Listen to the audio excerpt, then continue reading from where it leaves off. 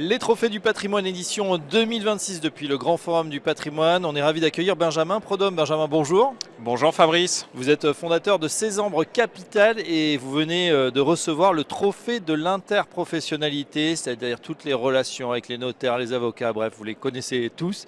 Selon vous, qu'est-ce qui vous a valu ce prix, Benjamin ?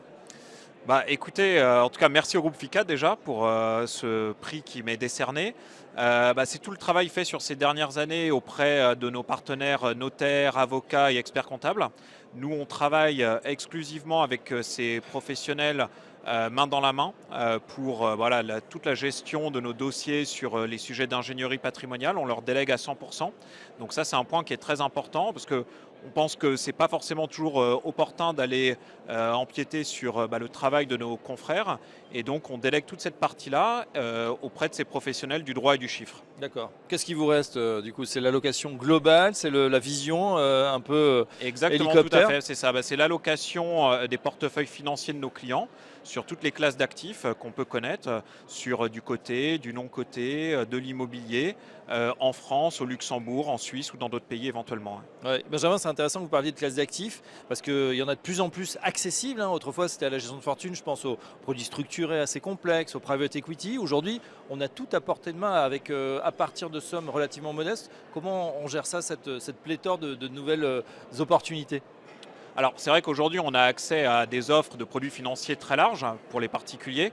Après, pour avoir des bonnes conditions d'entrée au niveau des frais, ce qui est très important pour nous chez Cézembre Capital, il faut quand même avoir des tickets d'entrée parfois qui sont assez élevés, notamment pour avoir accès à des parts de fonds de private equity qui sont sur des parts institutionnelles avec des clean shares ou des parts avec des frais de gestion qui sont réduits. Donc ça, nous, c'est primordial pour nous parce qu'on essaye de rendre vraiment accessible des classes d'actifs qui étaient historiquement destinées plutôt à une clientèle institutionnelle, à la clientèle privée.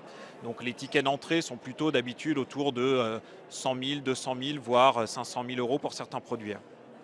Une question d'actualité, on est au début de cette année 2026. 2025 finalement c'est plutôt globalement bien passé malgré les menaces politiques, géopolitiques et j'en passe. Comment vous voyez cette année 2026 pour votre cabinet? Écoutez, je la vois plein de challenges. Il va falloir être regardant sur énormément de sujets, des sujets géopolitiques, économiques, sociétaux, environnementaux, comme toujours. Mais on la voit plutôt positive. Je pense qu'il y a toujours des opportunités à saisir, quel que soit le marché.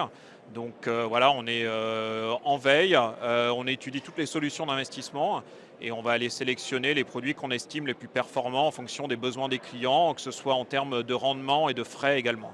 Voilà, en tout cas, on vous souhaite une belle année, Cézembre Capital, du côté de Rennes, de Saint-Malo, c'est ça? Alors exactement, c'est un cabinet, un family office basé à Paris.